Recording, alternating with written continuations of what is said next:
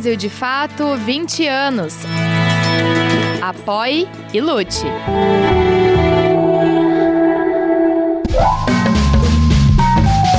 Brasil de Fato Entrevista. Olá a todas e a todos, está começando agora mais um Brasil de Fato Entrevista e hoje a nossa conversa é com Andressa Delgado, que é uma das cofundadoras da Perifacom.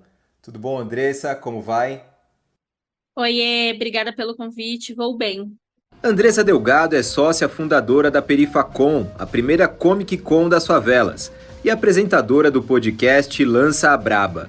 É uma das responsáveis pela Copa das Favelas, evento de esportes eletrônicos voltados para a periferia, que foi premiado em 2021 como o melhor projeto social geek. Obrigado, Andressa, por esse papo aqui com a gente.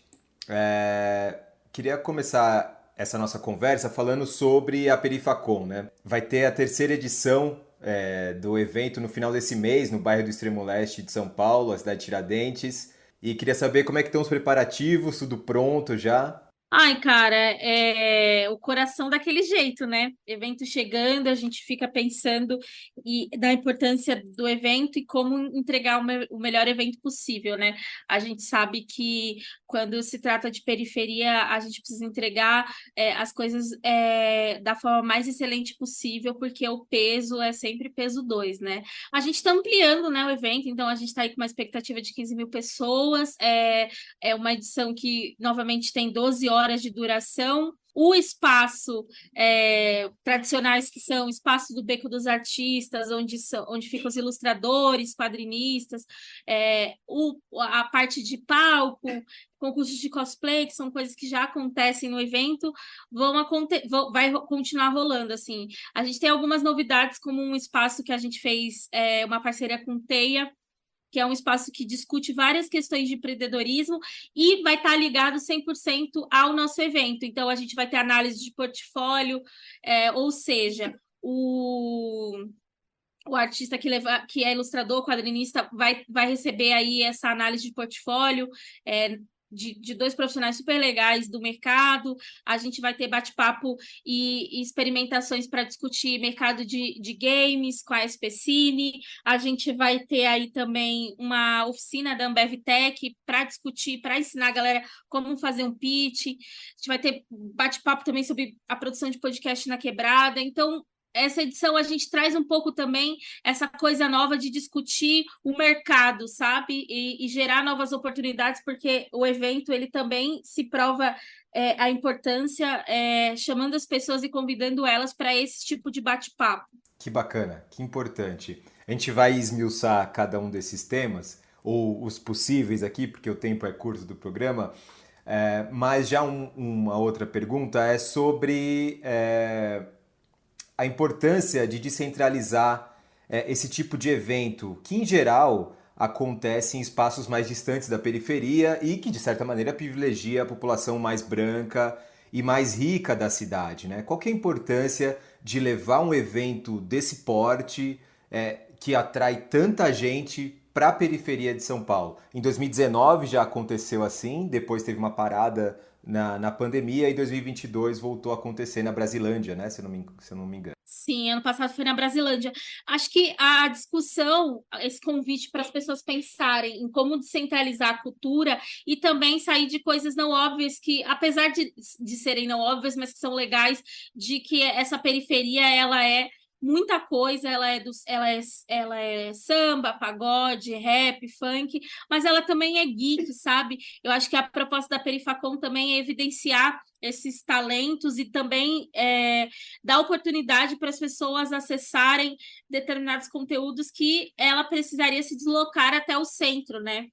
Essa grande reunião, né? Ontem eu estava até comentando que essa coisa melogomaníaca minha, que é tipo, putz, fazer um grande evento, muita coisa ao mesmo tempo, né? A programação da Perifacom você tem um painel, um bate-papo, o beco, o RPG, tantas possibilidades, mas que é uma grande oportunidade, é um evento que te dá grandes oportunidades para você experimentar muita coisa dentro desse eixo geek, né? Que também por si só é muita coisa, são muitas propostas, né?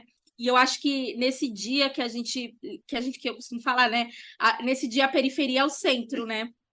E isso se desloca para vários sentidos, né? A gente também reforçar essa autoestima desse produtor, desse consumidor periférico, né? Que é muito importante, porque, de novo, a gente está falando aí de eventos muito legais, mas que às vezes custa muito caro para você ir, e não é só o ingresso, é o deslocamento, é comida. Se você quiser comprar alguma coisa, você tem que ter essa grana reservada. Então, tá aí a importância da Perifacom como essa grande convenção, né? Mudando um pouquinho de assunto, mas nem tanto, eu estava lendo algumas publicações sobre o mundo geek e alguns artistas negros, entre eles o Renato Cafuso, que é designer e toca a Ni Geek, né? Eles ainda relatam episódios de racismo dentro da comunidade geek. Obviamente não há separação entre a sociedade e a cultura nerd, né? Como nicho. Mas como lidar com esse racismo dentro desse espaço de entretenimento? Cara, eu acho que, por exemplo, a importância de você normalizar pessoas negras em ocupando vários espaços também é importante, e criar uma comunidade segura, né? Eu acho que o evento da Perifacom também vem nessa contramão, de educar a nossa audiência, e também porque é gritante a diferença, né? Do público da Perifacom para as grandes convenções. Em sua maioria, negro, né? Quem apresenta os painéis, em sua maioria, são apresentadores negros. O Beco dos Artistas, esse ano, eu que sou a curadora da Perifacom, de toda a programação, é de maioria não branca. A gente tem aí, também foi uma coisa que eu tive cuidado de trazer uma questão de negritude, mas a gente tem ilustradores indígenas, a gente tem ilustradores amarelos, é uma pequena minoria no Beco dos Artistas, de artistas brancos esse ano, porque também para a gente é importante gerar essas oportunidades, gerar essas conversas. Então, a gente educa nosso público até esteticamente. Então, você vai chegar lá no palco, quem vai estar te apresentando é um apresentador negro, é uma apresentadora negra. Isso é muito legal, assim. Isso é muito legal porque muitas das vezes a gente escuta que não tem. Não tem ou você não procurou, né? Então, a gente tem esse papel de educar. Cara, isso é muito louco, porque você chega lá no Beco dos Artistas, as artes, você vê, se parece com o artista e com a arte que ele produziu. Isso é muito louco. Isso é muito legal, porque são novas possibilidades e imaginário. Eu sempre fico pensando por que eu gosto tanto de trabalhar com isso. Eu curto porque você consegue imaginar novos mundos. É importante também trabalhar a cultura como esse lugar do descanso, né? Porque eu escuto muito como cultura é supérfluo, né? Como, não, a pandemia mesmo, né? A gente consumiu muita série, muito filme, mas de onde saem esses orçamentos, né? Então, eu acredito muito no poder da cultura e no poder da cultura como para salvar a vida de jovens negros periféricos. Muito importante. E tem também um debate que ele vem de tanto em tanto, ele vai se reciclando, que é sobre essa representatividade de grandes personagens do mundo geek com a população negra, né? E a gente sempre vê que há chiados, há ruídos ainda, mesmo que esses personagens eles sejam originalmente negros nos quadrinhos, numa história que foi relançada, e enfim, há sempre algum grito, algum ruído, assim. Isso tem melhorado? Isso tem sido transformado ao longo do tempo? Como é que você tem sentido isso? Cara, a gente está vivendo um momento muito interessante e importante para a cultura periférica, para as pessoas de periferia, no sentido de pessoas negras, da representatividade mesmo, né? O Jordan Peele acabou de anunciar uma coletânea de livros de contos de horror, né? Na qual a gente vai poder ver vários escritores negros enfim, trazendo essas obras. A gente tem aí agora o Miles, que o futuro aponta para ele ser a versão do Homem-Aranha mais conhecida para os próximos anos. Então, a gente tem aí uma gama de novas grandes representações, seja de histórias originais ou de histórias sendo redesenhadas com possibilidades negras. falo de negritude, né? Porque, enfim, eu sou uma mulher negra, mas e a gente também vê algumas questões sendo corrigidas. Eu fiz um vídeo ontem falando sobre o Charlie da Fantástica Fábrica de Chocolate, porque o conto original do Charlie, a Fantástica Fábrica de Chocolate, foi pensado com um menino negro. E as pessoas estavam chiando porque no musical agora da Fantástica Fábrica de Chocolate é uma menina negra, né? Charlie. E as pessoas surtando. Só que aí a viúva do autor retomou uma história de que originalmente esse conto foi escrito para uma criança negra, né? Charlie era uma criança negra. Então são coisas assim que são movimentações muito importantes, mas que elas estão ligadas também a questões estruturais. Eu ainda tenho uma dureza do público de aceitar a negritude como ocupando esse lugar, né? Nessas histórias sejam Né? como protagonista, isso, obrigada. Como protagonista, seja em histórias originais ou seja em releituras. Há uma dificuldade, há um racismo que está ligado à questão estrutural, que na verdade eu preciso mudar a estrutura. Assim, eu falo assim, que eu fico muito feliz, ao mesmo tempo eu fico muito triste, porque é uma pressão tão grande. Eu lembro ano passado, a gente estava aí com a questão da série do universo do Tolkien, né, do Senhor dos Anéis, que inclusive é um autor muito problemático, que a gente tinha um elfo negro, a gente tinha um anúncio de uma pequena sereia negra, e tinha outra coisa rolando com outro protagonista negro, e era muito racismo nas redes sociais. Mas, ao mesmo tempo, a gente viu aí uma bilheteria muito interessante da Pequena Sereia, a gente viu aí uma bilheteria muito importante e expressiva do Miles no Aranhaverso. Então, são coisas e apontamentos que a gente precisa levantar, ao mesmo tempo que a gente precisa fazer um trabalho educacional, porque não adianta só eu trazer uma representatividade sem educar meu público. Você acha que essa indústria que está pautando isso agora, essa representatividade, ela faz de fato porque ela entende que ela precisa retomar essas histórias originais, como elas foram pensadas, ou elas estão pensando numa falsa inclusão, assim? Como é que você sente isso? Cara, o que eu sinto é o seguinte, uma pressão muito grande do público, e as pessoas elas não fazem, algumas elas fazem genuinamente. Eu tenho certeza que quando a Sarah Pichel e os outros 3 criadores do Miles decidiram fazer o Miles desse jeito, tinha uma coisa muito genuína. Porque a gente sempre fala, né? Tem que sempre separar o que é o autor dos quadrinhos, que, na moral, assim, é um trabalhador, vou até falar um palavrão aqui, é um trabalhador fudido. A gente viu agora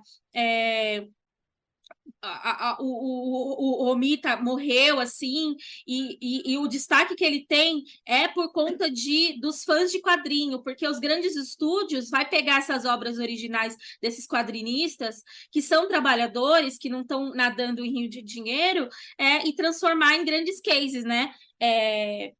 E é interessante trazer isso, porque os criadores de personagens, como Homem de Ferro, etc, etc e tal, não estão nadando em rio dinheiro, né? Raras exceções aí, a que custo, né? A gente tem figuras como Stan Lee, que se apropriou do trabalho dessas pessoas, aí que tem um legado de muito dinheiro, mas existe uma pressão do público, existe um interesse dessas grandes indústrias de porque dá dinheiro, e realmente eu acho que é uma coisa que a gente tem que falar aqui, dá dinheiro, entendeu? É uma parada que a galera acaba querendo comprar. Eu mesmo, maluquete, assim, querendo comprar o meu bonequinho do Spider-Punk. Ele iria odiar saber que está sendo vendido como bonequinho a R$ 300, mas assim, é um pouco dos dois, uma pressão muito grande do público, sabe? A gente fez lá na Perifa, ano passado, o cartaz do Super Choque, né? E um negócio assim incrível, assim, a galera amou, foi assim uma coisa muito representativa, porque a galera gosta, entendeu? Como não falar com esse público, sabe? É muito importante. Eu não posso, isso que me deixa pé da vida, porque eu acho que também tem um purismo ideológico de determinadas pessoas da esquerda, de achar, não, mas aí foi feito pelas grandes corporações. Mas como eu vou dialogar com uma menina de 9 anos que até então não tem nenhuma representatividade, e aí ela se sente representada e isso melhora a sua autoestima? Como eu vou negar isso a ela, né? De ir Eu ao acho que é achar cinema e ter essa experiência, né? exatamente, exatamente. Eu fico, por muito tempo eu fiquei, a primeira edição acabou, eu fiquei me cobrando, fiquei pensando, cara, o que que isso que eu estou fazendo tem a ver com as minhas discussões até então dentro da militância? E depois eu fui entender que sim, tem tudo a ver, né? Porque quando eu faço um evento na periferia e evidencio, por exemplo, a questão da passagem, eu continuo conectada com uma Andresa de 18 anos que estava ali militando no passe livre e que entende que o custo do dinheiro da passagem impede as pessoas a terem acesso a coisas, seja educação ou cultura. E o evento também vai ter, como você estava comentando, o Beco dos Artistas, né? Que é onde os produtores de conteúdo se encontram com o público, quem está consumindo as obras, quem compra quadrinho, enfim, quem consome o mundo geek, né? Faz uma grande diferença estreitar essas relações. Cara, faz toda a diferença estreitar essas relações, principalmente porque a gente gera conversas e oportunidades para esses artistas.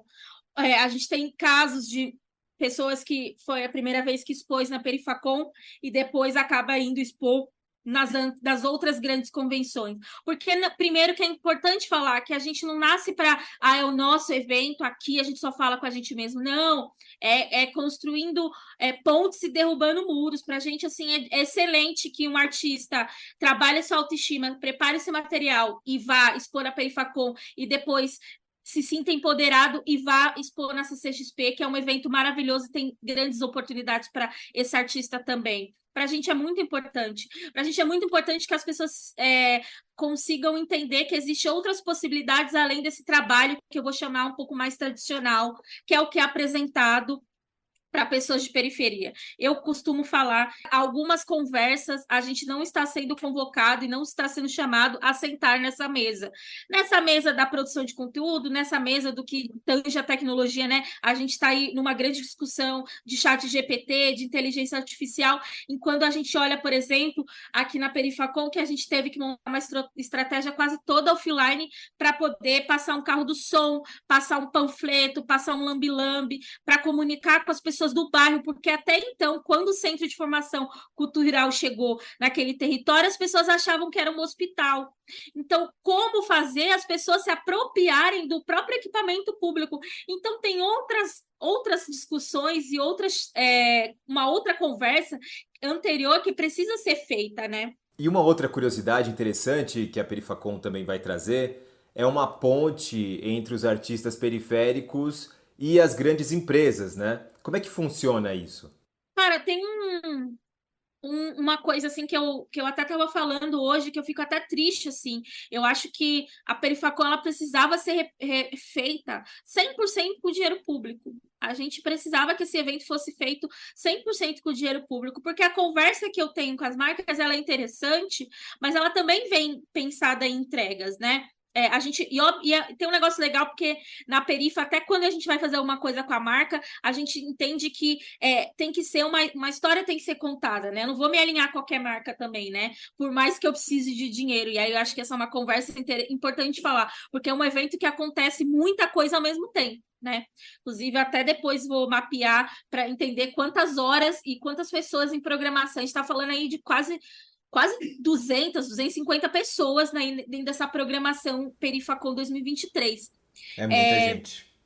É muita gente. Ao mesmo tempo, tem algumas conversas que são... Quase todas as conversas que a gente tem com marcas são interessantes no sentido de gerar alguma oportunidade, né? Esse ano, o palco da Perifacon, ele está sendo assinado pelo Potência Tech, que é um produto que tem dentro lá do iFood, que dá oportunidades para a galera que quer fazer curso em tecnologia. De novo, existe toda uma conversa de tecnologia acontecendo que pessoas negras não são apresentadas. Isso é interessante, muito importante, porque isso faz com que uma pessoa que não tenha dinheiro para pagar um curso de seja lá qualquer coisa que existe dentro desse universo de tecnologia, ela seja apresentada para uma nova possibilidade de trabalho, né? Hoje a gente tem até uma coisa interessante de trazer, o trabalho remoto no setor de tecnologia me permite que eu trabalhe para uma empresa fora do Brasil, né? Então, por que a gente está sendo excluído dessa conversa, né? Por quê? Porque o subemprego fica para as mesmas pessoas. Eu nunca imaginei trabalhar com o que eu trabalho hoje, nunca. Essa conversa não foi me apresentada, não fui apresentada para essa conversa, entendeu? Eu estava trabalhando com outra coisa que, por acaso, eu tive a oportunidade por conta mais de amigos do que de alguma forma fui apresentada, tive acesso num evento. Então, é interessante pensar, por exemplo, em como a gente tem feito durante esses 4 anos de Perifacom, uma ponte entre marcas e artistas, né? A gente teve artista de periferia fazendo cartaz de filme, fazendo cartaz de promocional, porque é isso, é uma indústria muito fechada que fica se autoelogiando, se autoindicando, né? Então, esse trabalho da Perifacom, ele também é importante nesse sentido, né? Sim, e uma curiosidade importante que você levantou, Andressa, como é que surgiu a ideia da Perifacom? De onde veio a inspiração? Cara, a gente, quando começou a Perifacom, era em 7 pessoas, né? E aí a ideia era fazer uma feira de quadrinhos. Feira de quadrinhos. Eu lembro que eu estava na faculdade, eu, enfim, tocava o festival por cotas na USP, estava fazendo algumas festas, foi bem ali num começo de Baticu também, que eu estava próxima da galera que estava organizando as Baticu aqui em São Paulo, então a coisa de festa, coisa cultural, enfim, sempre teve presente na minha vida. Aí meus amigos falaram, putz, vamos fazer uma feira de quadrinhos? Eu falei, cara, vamos fazer. E aí te conecta uma amiga ali. Aí eu lembro que na época a gente estava pensando o nome e tal. Eu falei, não, vamos fazer Perifacom. Aí pedi o logo para uma amiga que era designer. Lembrei de uma outra amiga que estava fazendo uma campanha de apoio-se. Falei para uma amiga, não tenho dinheiro, mas a gente pode botar nesse orçamento o valor do seu trampo. Aí ela falou, não, R$ 300 me resolve. Até hoje eu não paguei esses R$ 300 para ela. Mas aí foi isso, assim, a gente fez a vaquinha, só que foi surgindo coisas, porque tem uma característica da Perifacom, desde a primeira edição, que as pessoas elas estavam querendo muito uma coisa desse tipo, uma grande convenção. Por isso que a gente fala, a gente é a primeira grande convenção. A gente não é um evento pequeno que acontece uma feira de quadrinhos e tem um bate-papo. Não, a gente... eu sou megalomaníaca, tipo, desde a primeira edição a gente desenhou a feira, quando a gente ocupou os 7 andares da Fábrica de Cultura. Brasilândia ocupou todas as salas, esse ano a gente vai ocupar tudo que for possível na cidade de Tiradentes, porque é isso, assim, nesse dia a gente vai entregar um grande evento para as pessoas, elas têm que aproveitar 100%, a gente vai oferecer muita coisa ao mesmo tempo. Então, a gente entendeu que existia uma demanda da parte das pessoas acessar esse evento, tanto que a gente foi pego de surpresa de um jeito bom, né? Que é isso, algumas pessoas tiveram que voltar para casa porque não conseguiu abrir, porque a gestora da Fábrica de Cultura falou, gente, não dá para entrar mais gente. A gente bateu aqui, 4.000 pessoas nesse espaço, não dá, o bombeiro não libera. E aí foi isso, assim, e não dava mais para olhar e falar assim, nossa, galerinha, foi legal, valeu fazer esse evento, e não vamos fazer a próxima edição. E aí rola esse chamado, e aceita quem quer, quem pode, porque é muita responsabilidade. Estou aqui doida da cabeça. E aí a gente entende que, putz, vamos tocar aí a Perifacom, vamos fazer, e aí estamos nessa terceira edição, né? Muito legal. Também a Perifacom terá um espaço voltado para games, né? E a gente viu recentemente como algumas plataformas serviram como base para discursos de ódio. Como combater esse tipo de discurso? Vocês pretendem falar também sobre isso durante o evento? Cara, é bem legal essa parte de jogos, porque desde a primeira edição a gente acha bem importante chamar os desenvolvedores de jogos e trazer um outro lado dos games, que é bem interessante, que é a parte de games e devs, que é os pequenos estúdios, os estúdios de favela, os estúdios tocados por pessoas negras. Então, desde a primeira edição, a gente tinha, sei lá, um jogo tipo do Ruin Queen, que é uma galera indígena, né, que junto com o departamento da USP e alguns desenvolvedores de jogos, decidiu fazer esse jogo que você joga com 2 indígenas, e é super legal, uma aventura, você aprende sobre o povo Queen, que é um povo que existe até hoje, né, aldeado, etc e tal. Então, esse tipo de possibilidade dentro dos games, a gente também entende que existe uma grande discussão interessante, mas que ela precisa ser feita com cuidado. Principalmente esses dias eu fui fazer um trampo e aí a pessoa ficou falando, porque os games deixam as pessoas violentas. Eu falei para ela, eu discordo. Os meus jogos favoritos são de FPS, de atirar. Eu sou louca, eu jogo, eu amo. CS, Fortnite, Free Fire, eu amo, eu jogo, passo horas. Esses dias eu fiquei 11 horas da noite, eu tava aqui, eu falei, putz, galera, desliguei a cal, tava aqui jogando. E eu sou uma pessoa super esclarecida e eu sou contra a posse de armas.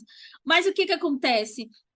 É importante a gente fazer um debate, um diálogo que não seja acusatório, que, na verdade, a gente dispute as pessoas de novas formas, de outros jeitos, né? Eu acho que esses espaços que a Perifacom traz, de discutir jornada desses estúdios, chamar as pessoas para entender como é possível trabalhar com isso, a gente vai ter um bate-papo que é sobre mulheres nos esportes, então, como a gente tem um mercado não só de influenciadoras de games, mas mulheres que são narradoras, mulheres que estão tocando o business dos esportes.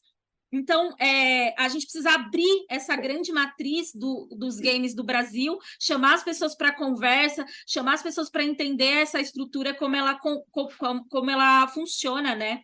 A gente chegando no final desse papo já, Andressa, e aproveitar também para falar sobre o mês, a data, né, da Mulher Negra, Latina e Caribenha, que é agora em julho. E que importante ter mulheres como você, Andressa, à frente de um projeto tão importante e grandioso como esse, né? Que seja possível que se espalhe isso para outros eventos desse mesmo porte, né? Quão importante é isso? Cara, eu fico bem feliz, assim, ainda mais porque, enfim, a gente hoje está aqui na empresa, eu olho para a empresa, tipo, a maioria é de mulheres negras, isso é muito importante de pensar, porque de novo, são algumas conversas que a gente não é chamada, né? Você olha para a estrutura dos grandes eventos de entretenimento no país, são tocados por homens brancos, né? É um desafio, assim, porque além de uma mulher negra, eu sou jovem e também tem as questões de, mas você é muito jovem para fazer tudo isso, mas enfim, também tem uma experiência que eu sempre falo, né? A gente sempre comenta na Perifacom, sabe? Do quanto eu aprendi muitas coisas militando mesmo nos movimentos sociais, as questões de organização, putz, quero fazer uma parada, vamos fazer, de contar com a solidariedade das pessoas, isso assim, é muito foda. Eu acho que também trabalhar esse imaginário de possibilidades, sabe? De que é possível pensar um novo futuro, de que essa conversa sobre tecnologia, por exemplo, é uma conversa muito importante que a gente tem que fazer parte, sabe? Eu fico sempre muito feliz, assim, muito feliz mesmo. Legal. Obrigado, viu, Andressa, por essa conversa. Imagina. E a você que nos acompanhou até aqui, muito obrigado. Na próxima semana voltamos com mais uma entrevista. Tchau, tchau. Você pode conferir mais conversas como essa no YouTube, Spotify, Deezer e outras plataformas do Brasil de Fato. Direção e entrevista José Eduardo Bernardes. Coordenação de jornalismo Glauco Faria.